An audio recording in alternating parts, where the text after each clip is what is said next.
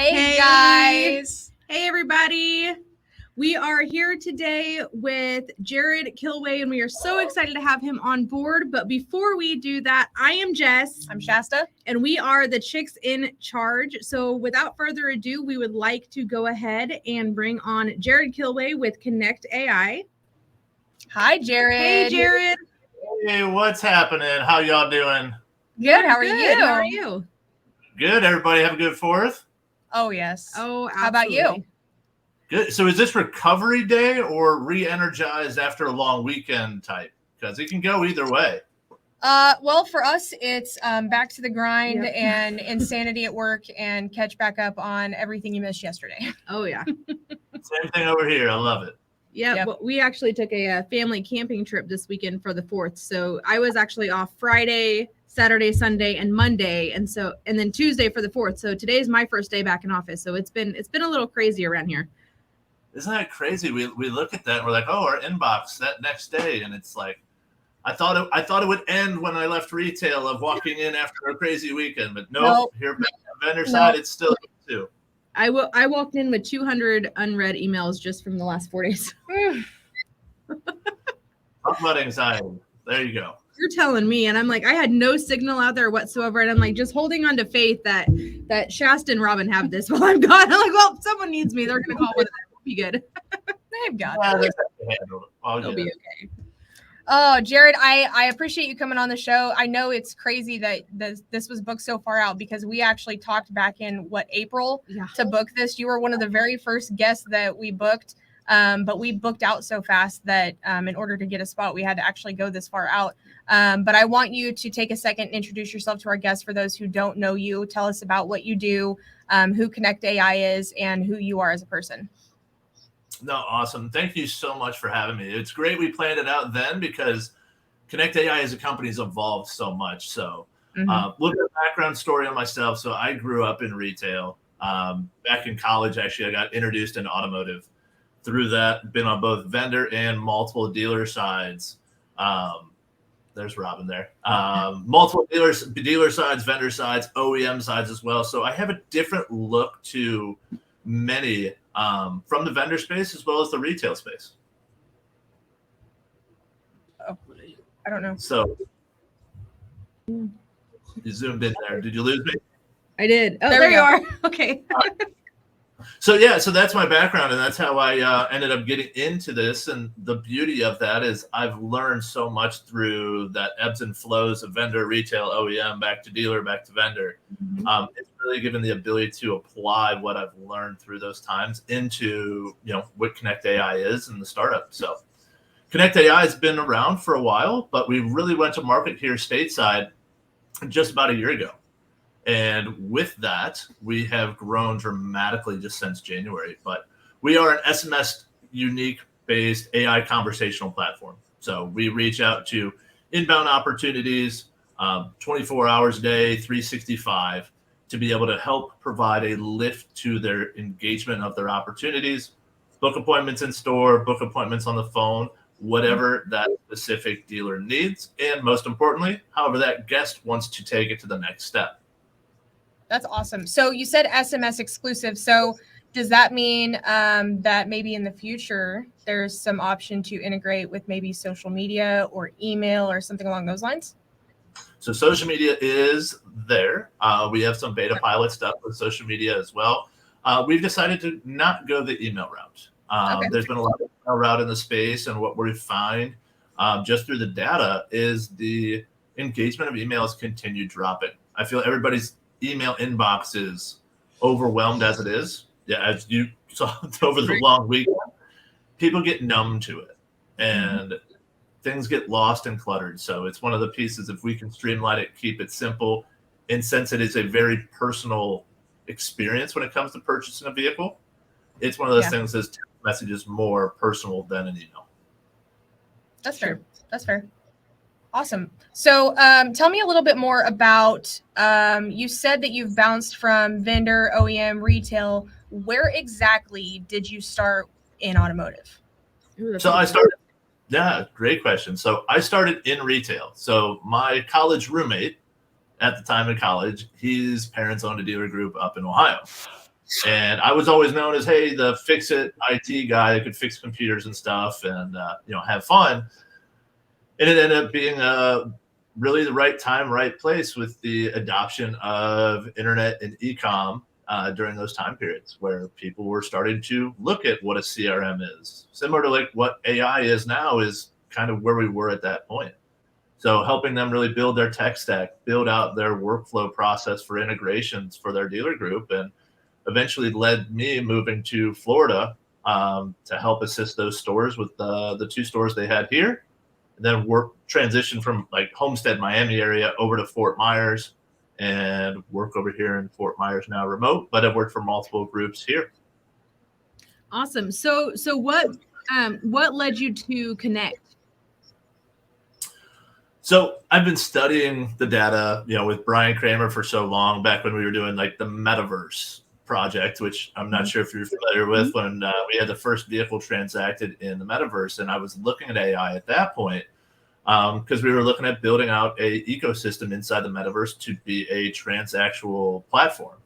Mm-hmm. And one of the pain points and the pieces that prevented us from really taking the next level was the ability to have a communication platform inside the metaverse to handle those guest requests. Couldn't find anything out there. Nothing seemed to even want to explore that path. So that's when I started looking at what existed in AI and realized there was a lot of pieces out there and we had used some of them, but nothing really integrated the right way for how a dealer operates, or it just was not evolving fast enough in terms of conversations to provide the guest a good experience. Right. Yep. That's true. It's, it's crazy. We hear the terms customer experience so often, but yet I think it's the number one thing that fails in dealerships. Mm-hmm. It's especially when it comes to the conversations and the engagement. So many times us as an outsourced BDC, when we take over in stores and hop in and see, what's been happening, that's something that we see so often that gets dropped is the conversation. There will be customers who will follow up so many times and ask, are you still there? Is this vehicle still available? Can I get a price on this? And nobody answers them. And it's like, okay, for us all saying collectively that this is the most important thing, we're not doing it. Done. Right. I got a crazy story for that. So nobody's heard it. So we're going to throw it out there now. So we just went on vacation. And what had happened was we were up in Tennessee. And this is like the perfect podcast as a dad of 4 daughters, by the way. So this kind of fits a line. So we were up there because they're always in charge and I never am at the household. I have 3. So we were up in Tennessee. We were dropping them off gymnastics camp and driving my wife's SUV up there. And we got bad gas. So the bad gas had actually called the fuel injectors to fail. So talk about part shortage. So we dropped the kids at camp on Sunday. Monday, I'm working from the hotel. The wife calls, hey, we're at Target parking lot. Car's acting weird. Find out what's going on. Check engine lights on. It's just lit up like a Christmas tree. I'm like, okay, something's going on. Got it scanned. Found out the fuel injectors failed because we had bad gas. Reached out to the GMC store, the Chevy store, the Cadillac store. Nobody had parts. 2 to 3 week wait period for parts. Oh, no. And you're not at home.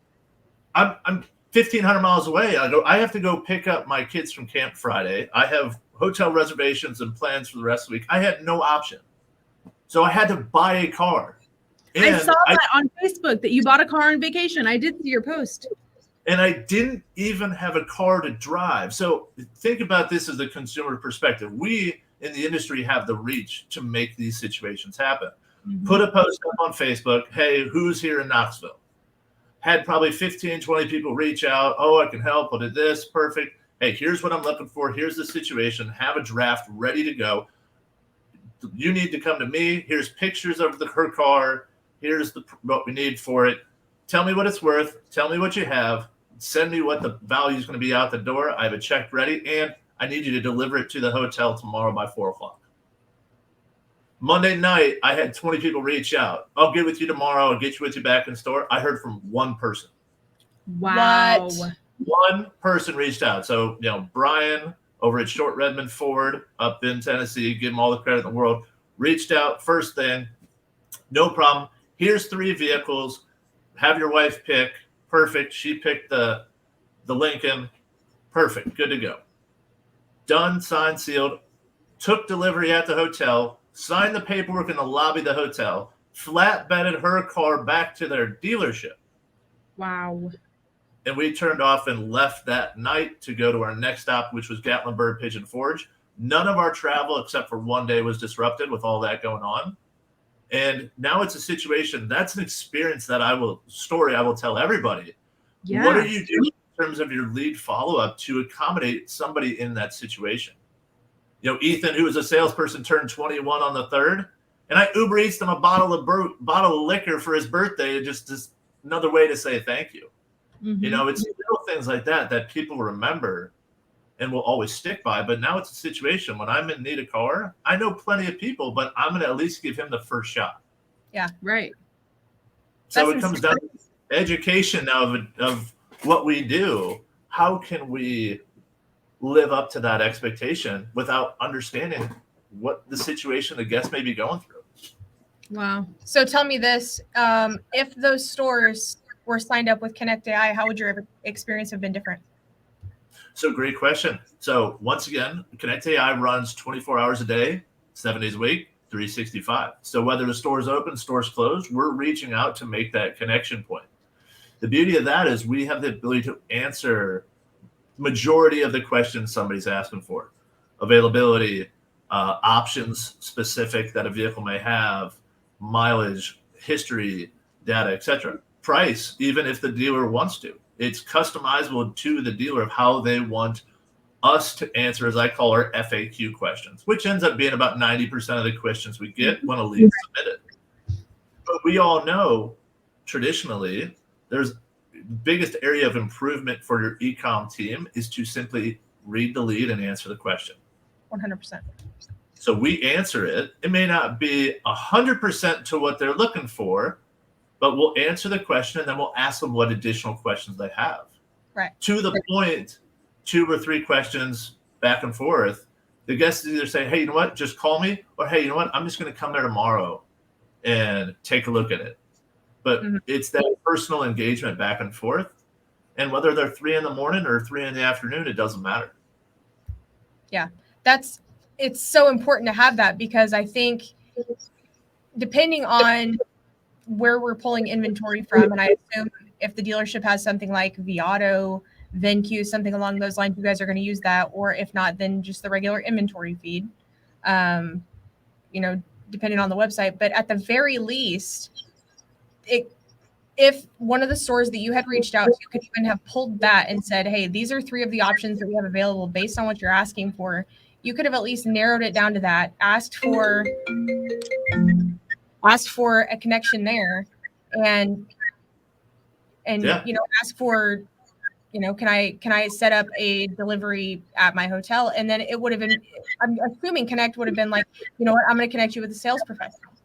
Right. So we can even answer the delivery question to that point, to the point of we can answer, hey, do you deliver? Sure thing, we can deliver right to your doorstep. What other questions do you have? Okay, perfect. Now I know it's available. Now I know they can deliver it to me. What's the out the door going to be with my trade this? Hey, perfect. Do you have time to come in, or would you prefer to jump on a quick call with one of our associates? Yeah, I can jump on a call. Perfect. What time works best tomorrow? Through the timing logic tomorrow, and it's already planned, ready to go. I know what to expect when they call me as the consumer. They get notified as the dealer, and they can sit there and say, this guest has asked about availability, it's asked about delivery, it's asked about this. Now, when I go in the morning, I have a dedicated time slot of a phone call. We have our own IVR phone system that will call the assigned sales rep. And the beauty of that is with integrations, we match whoever the CRM is. We will then call that assigned sales rep at that time of the appointment. They simply pick up the phone, press 1. It will now start the outbound calling to that guest with that connection right there. So they don't even have to pick up the phone and dial. That's phenomenal. That is awesome. What would you say is a question that you get most often anytime you talk to a dealer, a vendor, anybody in the automotive space, what would you say they ask you most often? Biggest question we get all the time depends upon the role of the individual we're talking to at the dealer. Somebody who's an internet manager or BDC manager, they're like, this is just going to replace us at the end of the day, which is the biggest false information out there. It doesn't. And Andrew Breedlove, just good buddy of mine, just threw out there, it's not going to replace them. This is a compliment. I look at this as an assistant to them. It's going to tee them up, engage them, set up your day the right way with the leads who are engaging and notify you at the right time, which is critical. I mean, that's the biggest struggle being in BDC in the past. It's what time do we call them? What do we say? Now that's already done. Phone call, now it's a conversation when I'm on the phone with them. As long as I'm prepped and read the information they've communicated, I'm ready to go to answer the next step or bring them into the store to see what they need. Right. But now it's somebody like a sales manager, a used car manager, or a general manager, it's a lot different. They want to know, how can this blend together? How can they use this for marketing? How can they use this for service? How can they use this across all the different ecosystems of a dealership, which I love. And I don't think we as an industry are ready for that just yet, but we're growing further and further down the road to adopting more AI in more business verticals inside the store. I love that. So Michael says, hi, Jarrod, glad to hear your last car buying experience worked out. Question, inside of Connect AI, does it use tokens and smart machine tech? So Mike, always good to hear from you, buddy. Look forward to talking to you tomorrow. Yes, to the answer to your question, we do have our own NLP engine, natural language processing engine, and machine learning.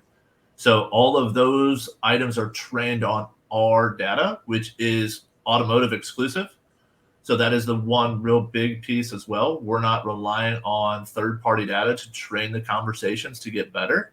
We're purely using automotive conversations to make them more personable, comparable to like a Google AI that's pulling from everything, and somebody asks more of an automotive acronym, it may fumble and not answer it correctly because it doesn't understand the logic to it. Gotcha. So Jarrod, is Connect AI, is it integrated with all CRMs right now? So the big three is who we have the really deep level integrations with, which is Vin Solutions, Dealer Socket, and eLeads. And those deep level integrations give us the ability to do a lot. So, one of the big things coming out of retail was, we used to use equity mining tools in stores, and it's like salesperson A is assigned in the CRM. Now a salesperson B is assigned into an equity mining tool. They're both calling the customer with different messages, which is confusing to the consumer. And then if somebody does come in, now these two are, duking it out back over a half a deal. And it's just drama and distraction as a business from really growing and evolving. Right. So we have the ability to match them back to that assigned user. Okay. So as someone in the BDC world, I have to ask, how well do we integrate in the CRM? Are we 100% integrated with the top three? Is it as soon as the conversation happens, it appears as a regular text message in Vin Solutions, or what are we talking here? So we push everything into the CRMs as a note field. The reason why is because of the way CRMs texting platforms are built. The integrations into those would actually break because you're utilizing two different unique A2P registered phone numbers. It would cause lots of confusion and messiness behind it. Plus, you really want to keep that separate from the main text number.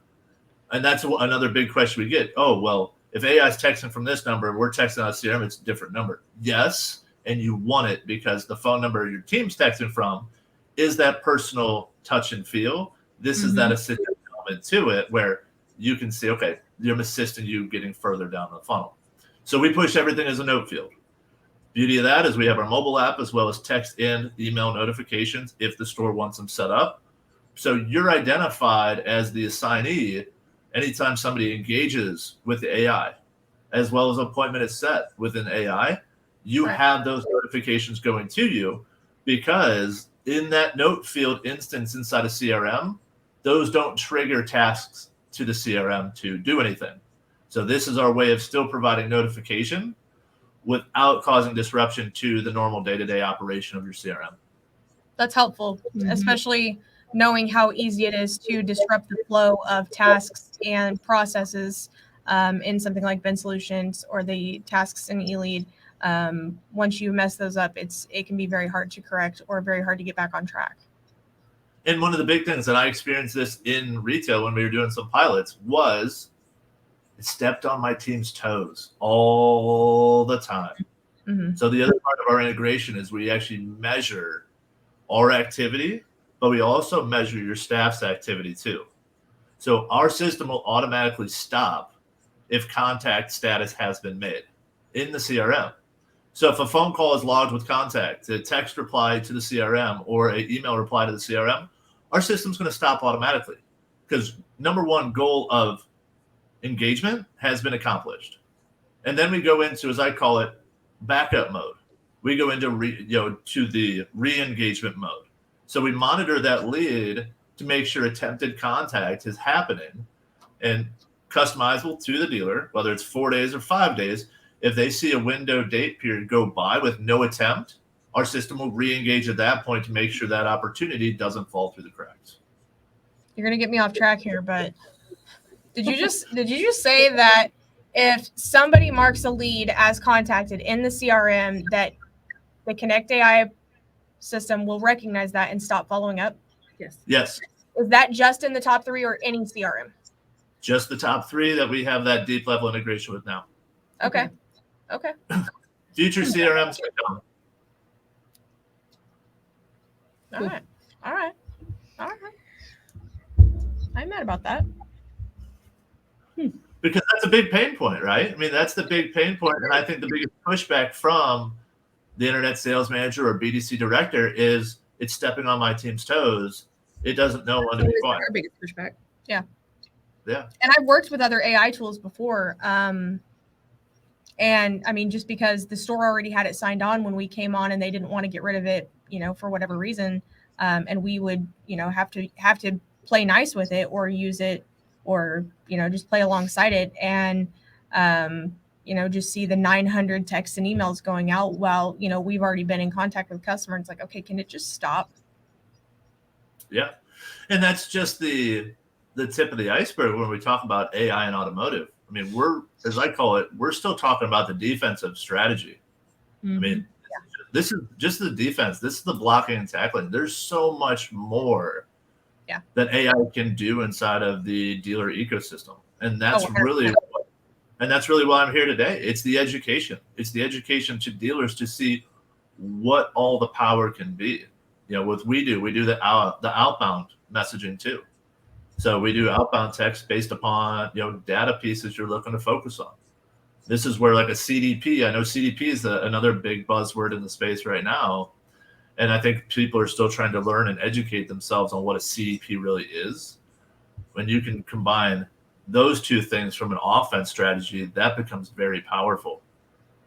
But anything from declined tire, recalls or declined tire campaigns, to, hey, I want to target everybody that had a trade-in over the last 90 days because I desperately need used cars. Yep. I'm going to target all of those customers again to see if, hey, do you still own it? Did you already trade it somewhere else? Exactly. I need it. I can offer you some more. Those are traditional tasks that we used to have, that we would have a BDC team handle, but to have them handle that, try and also handle the 1,500 leads they're getting a month. This can supplement each other to say, hey, we sent this text campaign out to 200 people every day for the last 5 days. We hit 1,000 people. 250 people responded. Out of those, we have booked 50 phone calls with these people who want to find out more information. Exactly. So it's time saving and bandwidth that we're saving the store in that process. Yeah. Well, and not to mention, we haven't even touched on the fact that there is still an employee shortage out there. Yeah. I mean, it's not easy to find employees. And I don't know if it's just that there's more jobs than people right now, but it's not particularly easy to staff up. We this past year, raised our wages, offered more benefits, and still struggled to find the people. And so I know dealerships are going through the same thing because it's not for the faint of heart to work at a dealership. And so let's be honest, it's not like they want to deal with the headache of training their BDRs to even go above and beyond to do those call campaigns and handle all of that stuff when they're probably having extremely high turnover. Yeah. And the bandwidth and turnover, it's been massive really since COVID. But then also, let's not forget too, to touch on the fact that even though some stores have been lucky enough to grow and increase their headcount, we haven't done a great job at training really those BDRs over the past year as well, because it's really 90% of leads. Do you have it available? Is it on the ground right now? Yes, perfect. When do you want to buy it? Today or tomorrow? It's like, oh, give me a deposit, because if not, it's going to be sold. I mean, now that inventory is starting to come back, now that everything's starting to regulate, I think a lot of dealers are starting to have a wake-up call. It's like, we need to have a plan here to help better educate them, as well as give them some kind of direction path to stay within. Exactly. Absolutely. Well, Jarrod, we've heard a ton about Connect. We've heard a ton about how you can help dealers, but tell us, what is your ideal client? What does that look like? The one that's going to help me learn and grow. Communication is key for me. I mean, that's what every relationship is built on, is communication. So it's the dealer who's going to push myself and push our development team and push our performance management team to the next level. Be the ones who is the squeaky wheel. I like the squeaky wheels. Those are the ones that are going to give us the feedback and help us grow. And you have to learn how to, take your losses at times. Yeah. Take your failures. Be okay to fail and learn from those opportunities to help evolve and get better. Something that I implemented, about 6 months ago was anytime a dealer canceled, I was on a call with them on an exit interview. Something I learned from Brian Kramer when we were in store when a staff was leaving. I want an exit interview with every client who's canceling. Exactly. Because I want to know where we dropped the ball, where we failed. It's not I know from the dealer side coming from it, like, oh, here's this guy's going to save, he's going to discount and everything's going to be happy. And then I'm going to be upset again in 3 weeks and it's going to be the roller coaster. I just come in, I just want to know, what is it, so that I can learn, take it back to the team. Because if I can take that knowledge and share it with our core team members to help us grow and get better, at the end of the day, that helps us take care of clients not only now and in the future, but it helps us build the relationship with that dealer who's canceled. Exactly. Because they show that we genuinely care, and we have had some that have canceled, and then they've actually come back because they're like, oh, I didn't realize how bad it was out there. I didn't even hear from my other people, and I can't get anything done. So for me, communication is absolutely critical to build the relationships to continue to grow together. Right. Absolutely. So we've heard about Jarrod at work. Can we ask some questions about Jarrod at home? Absolutely. So correct me if I'm wrong. You have 4 daughters, correct? Yep. 4 beautiful daughters. How old are they? 10, 12, 7, and 5. Oh, good ages. Good ages. None in diapers anymore. And yeah, we're close. Yeah. No, now they're all in competitive sports, so that's more expensive than diapers, though. Yes, that's true. That is true. Yeah. What would you say? Do they all have? Because 4 girls, we know they probably are all watching the same type of movies. I would have to imagine. Do they have like a favorite movie that they watch all the time that you could probably pretty closely like recite all the words to? It's Frozen, isn't it? Or Moana. It's evolved. I mean, it's amazing. It's evolved, and the younger ones have theirs, and now like my 10-year-old, like we literally watched Avatar the other day. Nice. It's my older 2 really like that, and then a lot of the time they're not big movie kids. They'll watch movies on occasion on the weekend. Other than that, I mean, they're in the gym. It's like a full-time job for them as a competitive athlete. They're 31 hours a week in the gym. Wow. All 4 of them. So what are the different sports? It's all the same sport. They're all competitive gymnasts. Oh, gymnast. awesome. Okay. Wow. That's That's amazing. So homeschooled competitive sports, and I obviously wasn't a gymnast being 6'4". My wife wasn't either. We were both involved with sports pretty competitively. They fell in love with it and they became very passionate about it. And it became kind of their challenge against each other to outperform one another. But they've built some lifelong relationships within the sport, and they have some big goals behind it. And they've been doing an amazing job here with it. So it's been a little roller coaster after this past year with the hurricane destroying their old gym in Fort Myers. Wow. We actually, we train in Miami now. So that's far. Yeah. 2.5 hours. I mean, 31 hours a week, 2.5 hours away.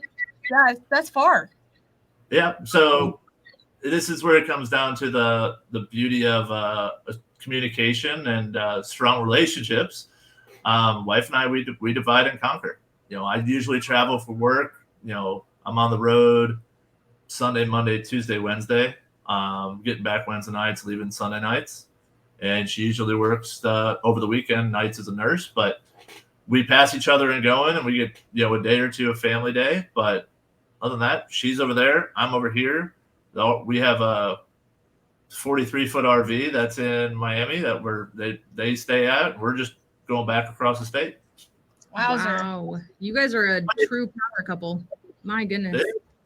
But it shows the kids things that we never learned at that age. Absolutely. And it's the beauty of work-life balance. We talk about that now, and especially with work from home and the younger generation coming into automotive. It's that work-life balance. My kids are learning this without even learning it and realizing it at such a young age. It's really something that, for me, is just such a proud dad moment that they're learning this now, and they're going to be able to apply this well ahead of anybody else. Well, and that they get to have so many years put into something that they're passionate about, and parents that support them. I mean, having employees here, we get to see people come across our doorstep that don't have parents that believe in them, and they may find something that they're passionate about and have nobody to believe in them, or even the opposite. Their parents want the opposite for them. Yep. So to have you guys as parents not just buy into to what your daughters want, but then to support them to that full extent, and at that cost, that's amazing. I mean, it reminds me so much of the story of King Richard, like the movie King Richard. Did you watch it? Yep. It so much reminds me of that. And that's what it's about. You work as hard as we do day in, day out. It's not for us, it's for them. Right. It's for the next generation. So, at the end of the day, when you've had a bad day at the dealership, take time to go put yourself back together. Don't go home and take it out on them. They had nothing to do with it. You have to leave that at the door, and you have to have some self-reflection time with it. That's one of the big struggles, even for when I was in retail, is you had a bad day, you take it home, and sometimes, unfortunately, you take it out on your loved ones. You have to leave it at the door and just let it be what it is. Right. So Andrew wants us to ask you about your sneaker game, but I see a little Nike box down in the corner and something even below that. So those are all Nike boxes, and there's like 4 more stacks to the other side. I thought that had something to do with it. So how many do you have? I'm approaching the 40 number now. Whoa. All right. I wonder Jordan. A lot. I think Brooke has more than that. Probably. You guys have got to be getting close. No, Brooks got me beat. I think Andrew's the silent assassin, though. I think he has everybody beat. He's got a whole garage full of them, I think. What? Andrew, how do we not know this? He said Ricky. What? 120. 120. There you go. 120. Wow. So if you guys are listening to the replay and can't see the comments, Andrew comments and says, "Rookie, I'm about 120." That's insane. But hey, as dads of 4 girls, I'm allowed to have a couple guilty pleasures, and that is shoes. And they're Jordans. And you know what? My wife does not agree, but what are you going to say? So with your girls being interested in sports, and while it may not be like basketball or anything like that, but do any of the girls want to have like matching shoes with you? No, but they like to pick out my shoes, so they like to pick out all the time. That's the fun part with it. So I'll bring a see, Andrew. That's why Andrew and I get along. It's the dad's club, but they like to pick out the shoes for different conferences. So like they're planning out for the SoDuCon what shoes you're gonna get. They did for Digital Dealer in Vegas, which ones you're gonna get. So it's like get a new pair and you wear them out. They love it. They get to accessorize dads. Some dads get bows in their hair and get little teacup parties. My kids would rather pick out Jordans for me to go rock at the next auto conference. You need to make it fun and have them each pick out a pair and then have people vote on which one's their favorite. Yes. I like it. Yeah, I'm surprised I've never seen any of that on social media. Like that would be phenomenal. Like, hey, you like my shoes? My daughter picked them out. It's amazing how many people are in the sneaker following in automotive between Andrew, myself, Brooke, Fred, and Lou. I mean, there's quite a few people, that are really enjoy it. And it's one of the things is, I think a lot of us, because we worked in retail, and in retail, we're so used to have to wear dress shoes all the time. Now we can wear sneakers and jeans and polos and t-shirts and just be comfortable in our own skin. It's wild. Until I found out about Brooks Jordans, I don't think I had any idea that was even a thing in automotive. I didn't either. And then I knew about Brooke, and then one person after her, I can't think of who, but like that was the start of it for me, was definitely Brooke. And I was like, I had no idea that this was a thing to just collect Jordans. Nope. I have more pictures of Brooke and I taking shoe pictures at conferences than I actually do of having pictures of each other. So yeah, it's all of your feet and none of your face. Yep, 100%. All right, Jarrod. Wendy says, tell us about your RV adventures. What is your favorite RV adventure? So RV adventure happened recently because of the hurricane. So everybody knows Fort Myers last year. I know it was kind of quiet for a while, but massive hurricane hit, and there's a lot of people that were displaced. And we had some damage to the house, nothing crazy, but their gym was 6.5, 7 foot of water. Wow. And we have friends of ours that had over 14 foot. So was it close to the beach? It was everywhere. The No, beach? the gym? It was about 5-10 miles from the gym. Wow. So I mean, it was now low-lying area, but it was still quite a bit of distance from the beach, and it was from actually the back bay on the inlet side to it. But at the end of the day, it really devastated, and we had a situation arise. So they had transitioned over to their gym over there, which was great because with what I do, I was able to work over there and build that team, and, in South Florida as well. As we continue to build and grow, it was kind of like the right time, right place, right situation to build that team, transition, move over there, and we ended up buying an RV and keep it over there in Miami. And the girls love it, but it teaches a lot of things that we talked about today with kids, as well as BDC, as well as just everything, is simplicity. It's, you don't need a bunch of crap. Except shoes. Stuff. If shoes are different. That's a store. I mean, if we ever sold the house and went full-time RV, I'd have a storage unit with shoe stuff. I mean, but it's one of those things is you realize how much stuff you have, and talk to people and they're like, oh, we moved and we threw away all this crap. But that's the other life lesson I'm really didn't plan on teaching them, but it's the kids don't need stuff to make them happy. It's the memories, it's the relationships, it's the experiences. That's what's going to stay with them forever, not this $1 Happy Meal toy at McDonald's that they are begging and crying and pleading for. Yeah, that they'll probably play with once and never again. And then the dog chews it and you throw it away, and then they cry and you buy something else to replace it with, and it's just a rinse and repeat effect. Precisely. So other than the hurricanes, what would you say is your favorite part of living in Florida? And obviously the favorite part being hurricanes with sarcasm. Yes. I've been through plenty of them.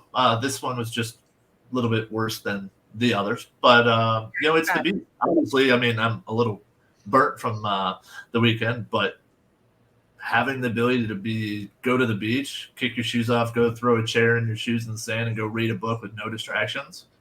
Just having that getaway escape is amazing. So which is better, Fort Myers or Miami? Ooh. I like Fort Myers Beach better, or what's left of it. The beaches on the Gulf Coast, I like them better, but I'm a foodie at heart too, and there is way better food in Miami. I've never been outside of the airport at Miami, but I've been, obviously we used to have a big store down in Cape Coral, Florida, and we went there a lot and got to go through Fort Myers quite a bit and really, really love that area. I actually debated moving there for quite a while and really see why you love that area. Yep. You were was that the Kia store, I believe? Mm-hmm. That was about 20 minutes from my house. Oh, that's not far at all. Yeah, that's really close. Yeah, so it's not too far at all. I'm just on the river, just east of 75. Oh, yeah. Cool. Yeah, you're not far at all. Yeah. All right, Jarrod. Where can people reach you at? Like, where can they contact you if they have more questions about Connect AI or about you in general? You just always reach out. You can reach me on LinkedIn, Facebook, Instagram, or just go to connect.ai, KONECT.ai. And I'm here to help anyone, whether it's AI-related questions or just process questions, or you just need to bend the ear of somebody in automotive that's going to listen. Reach out. I'd be more than happy to talk with you and build a relationship. Awesome. This has been a phenomenal show, Jarrod. Thank you so much for coming on and being a guest. I think that you gave a lot of insightful information. And of course, after we post this, we will put all of Jarrod's contact info in the link header and all of the information in the show info. So thank you all for those of you who commented. Thank you, Jarrod, for joining us today. And don't forget to share the show. Yes, definitely share the show. Yes. All right. So it's time to wrap it up. In a world where you can be kind. So when you go out into the world this week, remember to light it up. We've been the Chicks in Charge. I'm Jess. I'm Shasta. Have a great day, guys.